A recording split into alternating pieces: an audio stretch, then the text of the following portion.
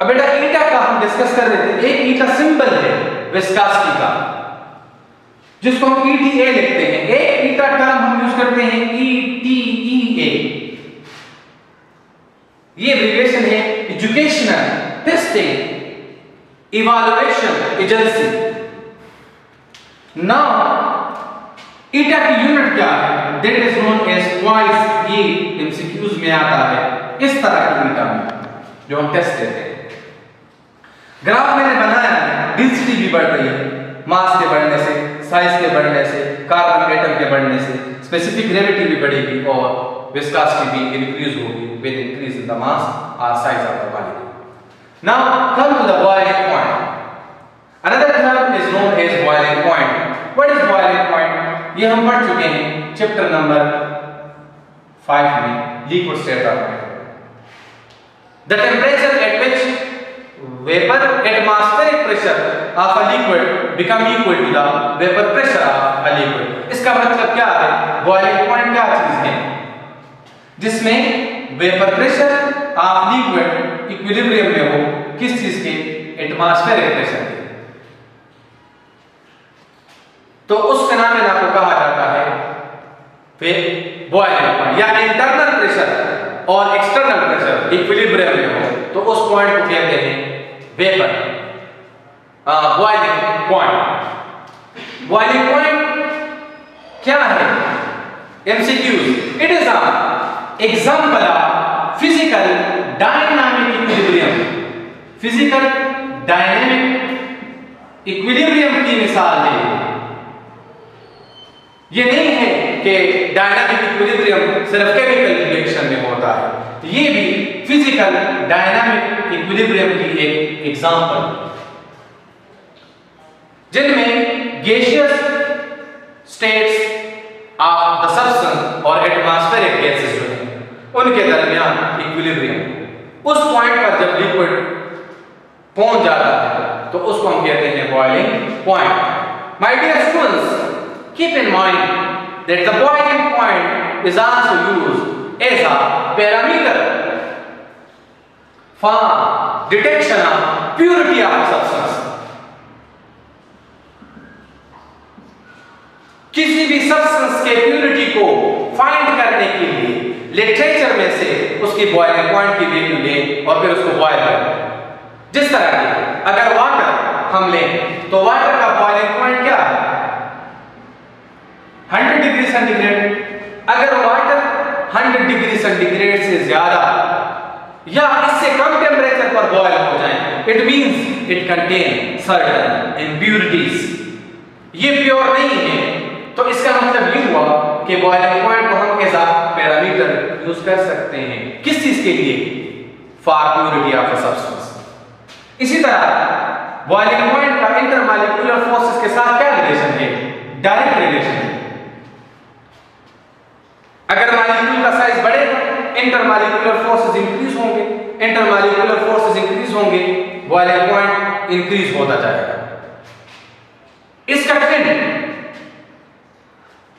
Mean कि अगर हम जाते हैं फ्रॉम कार्बन नंबर 1 से लेकर कार्बन नंबर 10 तक, तो बॉइलिंग पॉइंट क्या होता जाएगा? तो अगर हम इसका ग्राफ बनाएं 1 2 3 4 एंड सो ऑन, तो इसके boiling point straight channel in का बॉइलिंग पॉइंट क्या होता जाएगा? वो इंक्रीज होता जाएगा। और पंजाब हमारे कोर्स में तो नहीं है ये value, Punjab text book board में है पेज नंबर 145 के ऊपर कि एक मेंबर का दूसरे मेंबर से स्ट्रेट चैनल के में बात कर रहा हूं, उससे उनका boiling point 20 to 30 degree rise होगा। मीथेन, ईथेन, प्रोपेन, ब्यूटेन इस तरह कंसेक्टिव मेंबर के बॉइलिंग पॉइंट में कितना डिफरेंस होगा? 20 मिनिमम एंड मैक्सिमम 30 डिग्री का डिफरेंस होगा। तो इस तरह अगर कार्बन एटम इंक्रीज हो रहे हैं तो बॉइलिंग पॉइंट में क्या आएगा? इंक्रीज आएगा। स्ट्रेट चैनल की मैं बात कर रहा हूं। अगर ब्रांचेस हैं, मतलब अगर मैं ले लूं C4 तो इसके दो आइसोमर बनते हैं। एक हम कहते हैं N-ब्यूटेन जिसमें कार्बन एटम U अरेंज होंगे, और एक हम कहते हैं आइसोब्यूटेन, जिसमें कार्बन एटम यूं अरेंज होंगे। अब ये हमें पता है कि इन ब्यूटेन में कार्बन एटम लीनियरली अरेंज है। अगर ये लीनियरली अरेंज है तो चेन का साइज थिन होगा और लंडन डिस्पर्शन फोर्सेस इसमें स्ट्रांग होंगे। लंडन डिस्पर्शन फोर्सेस जब स्ट्रांग होंगे तो बॉइलिंग पॉइंट भी क्या होगा, ज्यादा होगा। तो ये दो आइसोमर हैं, लेकिन एक लीनियर है और एक ब्रांच है। तो अब लीनियर का बॉइलिंग पॉइंट ब्रांच ब्यूटेन से क्या होगा, ज्यादा, क्योंकि उनका साइज बड़ा है और इसका छोटा है। तो इसका मतलब ये हुआ जितने किसी सब्सटेंस के स्ट्रक्चर हम ड्रा करते हैं और उसमें जितने ब्रांचेस बढ़ते जाएंगे, तो जब ब्रांचेस बढ़ेंगे तो बॉइलिंग पॉइंट में क्या आएगा, डिक्रीज आएगा। But we are talking about the linear straight chain alkane, तो इसका बॉइलिंग पॉइंट इंक्रीज होता जाएगा। Now come to the another factor that is known as melting point. Melting point क्या है? बात को डिफाइन इस तरह करते हैं, the point at which solid is converted into liquid. मतलब ये हुआ कि melting point is related to the solid state of matter. Solid की मेल्टिंग होती है और लिक्विड की बॉइलिंग होती है। तो यहां पर अमूमन ये रिलेटेड है सॉलिड स्टेट से। हम इसको ऑथेंटिकली यू डिफाइन करते हैं, it is the temperature at which the solid and liquid state of a substance exist in equilibrium. मतलब किसी भी सब्सटेंस का सॉलिड और लिक्विड स्टेट में क्या आ जाए, इक्विलिब्रियम जनरेट हो जाए। तो इस पॉइंट को क्या कहते हैं, that is known as melting point.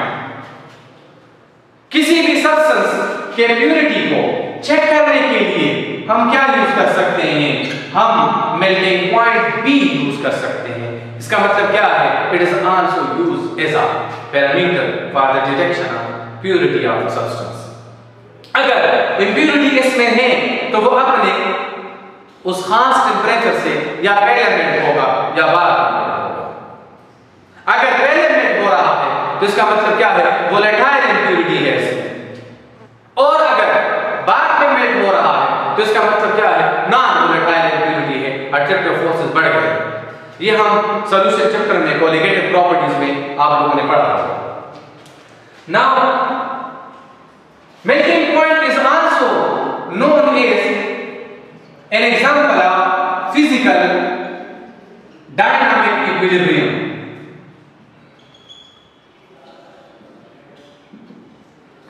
melting point भी क्या है, ये भी फिजिकल डायनामिक इक्विलिब्रियम की मिसाल है। नाउ इसका भी अट्रैक्टिव फोर्सेस के साथ डायरेक्ट रिलेशन है। इनका ट्रेंड क्या है, तो रिलेशन तो मैंने लिखा है डायरेक्ट, बट ये 100% सही नहीं है। अगर हम लिटरेचर की तरफ जाएं, एक्चुअल वैल्यू देखें, so there melting point increases in a irregular pattern. मतलब मीथेन का मेल्टिंग पॉइंट कम है ईथेन से, लेकिन ईथेन का मेल्टिंग पॉइंट प्रोपेन से ज्यादा है, फिर प्रोपेन का कम है ब्यूटेन से। तो मतलब क्या है कि the melting point does not increases regularly. Regularly melting point में इंक्रीज नहीं आ रहा। अगर हम इसका ग्राफ बनाएंगे तो ग्राफ इसका यूं बनेगा,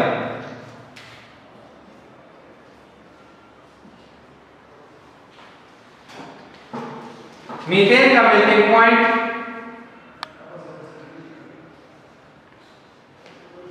ईथेन से कम है, मीथेन का ईथेन से कम है, लेकिन ईथेन का फिर प्रोपेन से ज्यादा है, फिर ब्यूटेन का इस तरह। इनमें अगर आप देखें तो ये इंक्रीज रेगुलर नहीं है, पहले राइज हो रहा है, फिर क्या हो गया, देन इट फॉल्स। पहले मेल्टिंग पॉइंट इंक्रीज हो रहा है, it's not like that of the boiling point. Melting point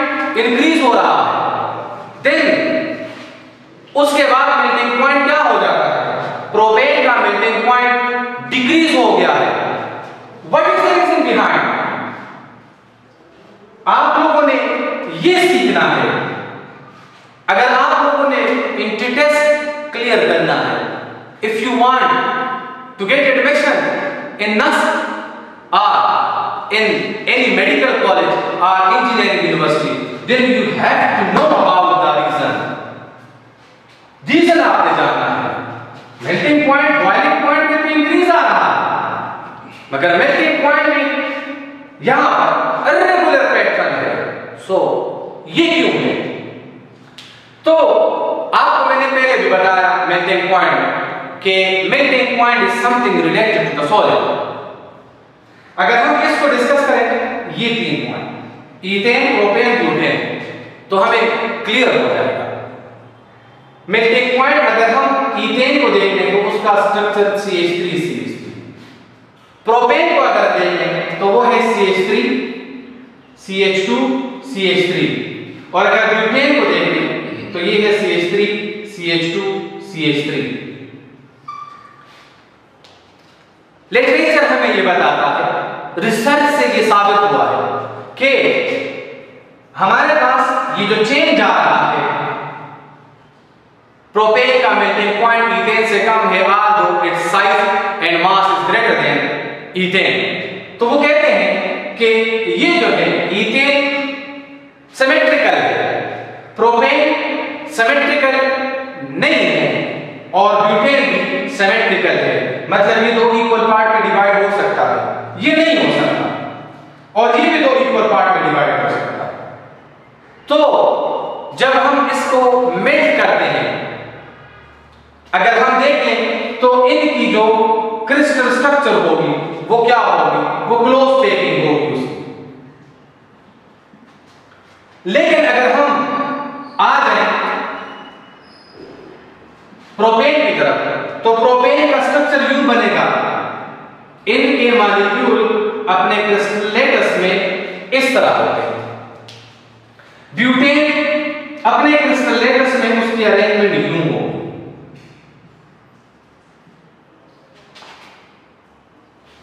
इनका क्रिस्टल क्या कहलाएगा? मॉलिक्यूलर क्रिस्टल, क्योंकि इनमें लैंडेड डिस्पर्शन फोर्सेस पाए जाते हैं। तो अगर आप देख लें, यहां हमने फर्स्ट ईयर की केमिस्ट्री में पढ़ा है valence shell electron pair repulsion, electron pair repulsion generate करते हैं। तो अगर आप यहां देख लें, इसमें तो रेगुलर पैटर्न होगा, यहां पर तो ये रेगुलर नहीं बनेगा। अगर आप प्रोपेन और ब्यूटेन को देखें तो प्रोपेन के जो हेवी पार्ट है वो एक ही एक्सिस में है, और ब्यूटेन के जो हेवी पार्ट है CH3CH3 वो एक दूसरे के अपोजिट एक्सिस में है। तो जब हम इसको मेल्ट करेंगे तो हीट तो इसको हम दे रहे हैं, लेकिन यहां पर इलेक्ट्रॉन पेयर ज्यादा होने की वजह से, बॉन्ड पेयर ज्यादा होने की वजह से, और सेम प्लेन में हेवी पार्ट होने की वजह से रिपल्जन ज्यादा होगा, और जब रिपल्जन ज्यादा होगा तो स्टेबिलिटी कम होगी, स्टेबिलिटी कम होगी तो वो सब्सटेंस जल्दी लिक्विफाइड हो जाएगा। तो इस तरह प्रोपेन का जो मेल्टिंग पॉइंट है वो ब्यूटेन से और ईथेन से क्यों कम है? क्योंकि इनके दोनों हेवी पार्ट CH3CH3 एक ही प्लेन में, एक ही एक्सिस में आ रहे हैं with in their crystal letters. तो इस वजह से यहां पर रिपल्जन ज्यादा होगा, रिपल्जन ज्यादा होने की वजह से कम टेम्परेचर पर ये मेल्ट हो जाएगा। This is the reason behind. एक और रीजन आपको मैं बताता हूं, वो रीजन क्या है?